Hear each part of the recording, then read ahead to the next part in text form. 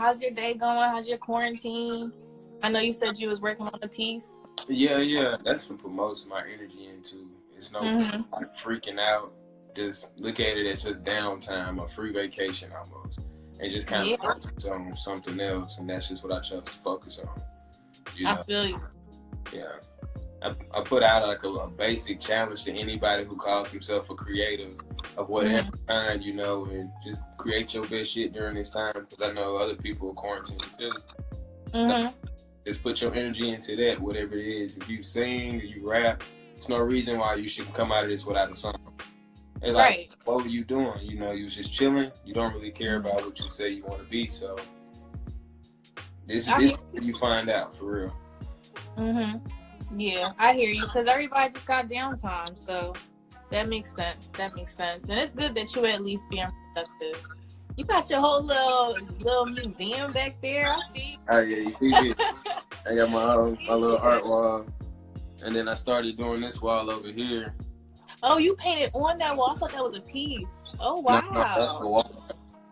Yeah, don't tell my Wow, landlord. that's right. That's gonna be funny when you about to move.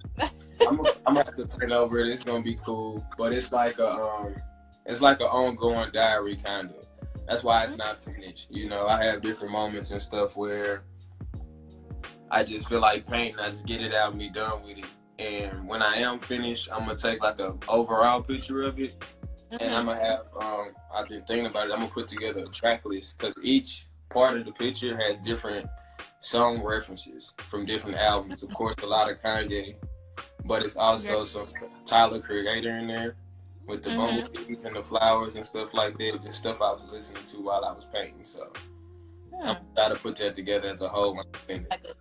Like an ongoing diary type of thing. That's super popping, and I haven't seen that before. Appreciate that.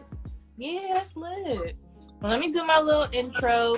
We was having, like I said, some technical difficulties, but I did just want to introduce myself as Breezy. I am the hostess of the Live from Philly, which we are doing now, and also I'm going to be hosting the Philly E-Way show this month, and it's also going to be a monthly show at Open Space.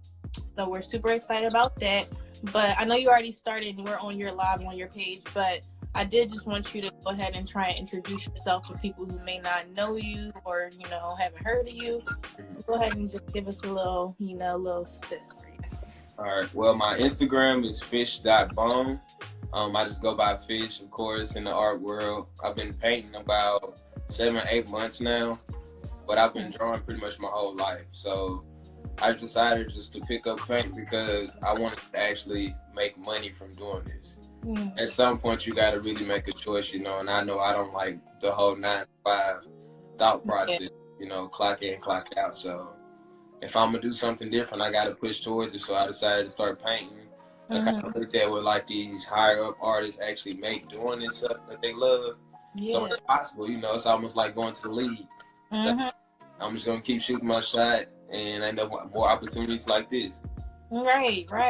That's really lit. I love how you speak on yourself. Like, and to be honest, like, judging by or just looking at your artwork, I would have never guessed that you hadn't been painting your whole life, to be honest. But no, I watched a lot of YouTube and like different artists that I met at different art shows. People I just met throughout life and stuff give me tips, and I just kind of take it to heart and just use it how it works for me. And just run with it. I got a lot of stuff that I've messed up, but a lot of these pictures behind me were mess ups, and I just paint over it and start over. And got headed away, I know that's right. Oh, that's beautiful. I love this.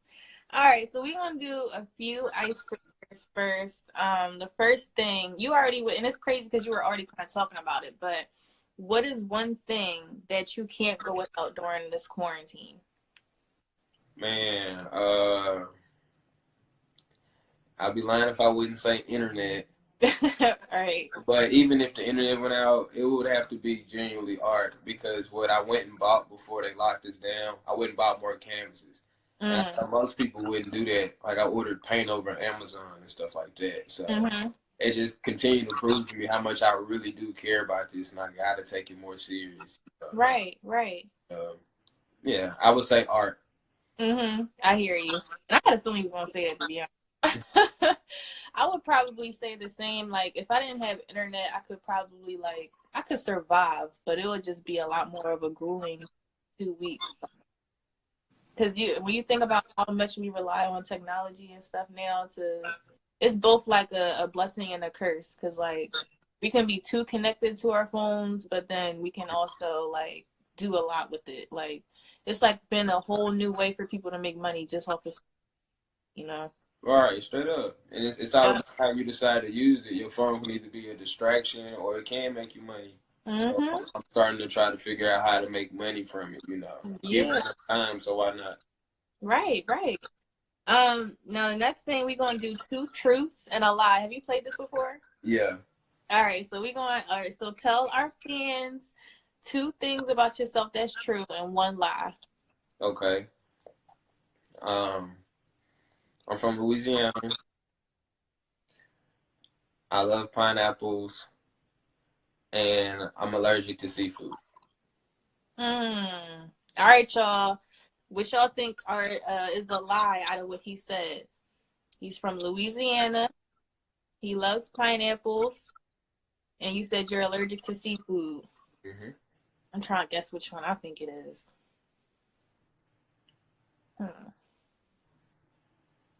I'm gonna wait and see if somebody says it first, and then I'm gonna say what I think it is. Pineapples is a lie. Anybody else?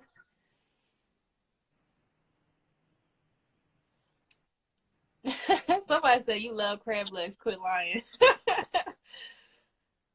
Another vote for pineapples.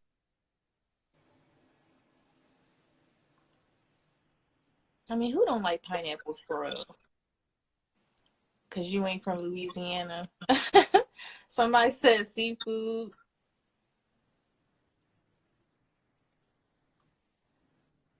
All right, well, I think the lie was the seafood, too. I don't think you're allergic to seafood. You sure is that it? uh, that's my final answer. Right. Well, I am not allergic to seafood. And I do love crab legs. I don't know who said that, but they were right. Yeah. Yeah, I knew it. I am from Louisiana, and I do love pineapples. I know I don't sound like it anymore, but I've been in Nashville for about 17 years now. So that's why the whole accent is gone or whatnot. But yeah, 318. No, I'm still here for real. And that's why I was like, for real, even if you were allergic to seafood or you didn't like seafood, like, I don't know anybody who doesn't like it or who just genuinely does not like seafood. Well, it ain't about liking it if your body swell up every time you try to taste the shrimp. I mean, it I ain't know even somebody who still eats it, even though, like, she will still eat it, even though her throat will start swelling. Like, I'm telling you, it's crazy. Yeah, crab leg ain't worth my life like that. But I understand. All right. So our first question, we're gonna hop right in. What or who inspired you to start painting? My kids. As cliche as that sounded, but it's the truth. Like I got to a certain point in my life where I had to do something different. And to replace a hustle with a hustle, that's where I started looking into painting because I love to paint, and I admire the business side of it. So that's what I'm trying to learn to navigate while I'm teaching myself these different techniques. So it's been fun and rewarding at the same time, I would say. Yeah, I love that, and I love that you got into it with that mindset off the rip, because that's like something that I'm not gonna say a lot of artists don't have that mindset, because I believe a lot of creatives want to monetize their craft, obviously, but sometimes people, when they first start doing something, they don't think about the long term, so that's definitely important. Now, how long have you actually known about the Art Trap House? I think Asia hit me up maybe last summer sometime when y'all had a show in New York. I wanted to come up there. That's when I first heard about it. Yeah, she just DM'd me, was like, you should check us out. It's dope. You should come up. I'm like, okay. And by then, I wasn't even taking art seriously at that time. I had just started to really post my stuff. Mm-hmm. So once she did that, I just, of course, followed, and I just stayed on it because I respect what y'all trying to do. You're trying to create a platform for unknown artists and provide a voice, and I think that's dope in itself. And it just kind of be picked out of the crowd, gave me a sense of belonging, and it was like that unknowingly push to keep going because you don't know who's doubting what they're doing. Mm-hmm. Any creative anything is an extremely insecure thing to do. Like, you're really insecure about what people think about your stuff. So to have somebody who doesn't know you to tell you, hey, your stuff is dope, it Yeah. makes me want to keep going. So it made me watch what y'all were doing, and I rock with it. I can definitely get behind it for sure. Right. Oh, shout out to Asia Scouting. I know that's right. Now, you already, and again, this is something that you kind of were speaking on throughout the whole, our whole chat so far. But like, what are your thoughts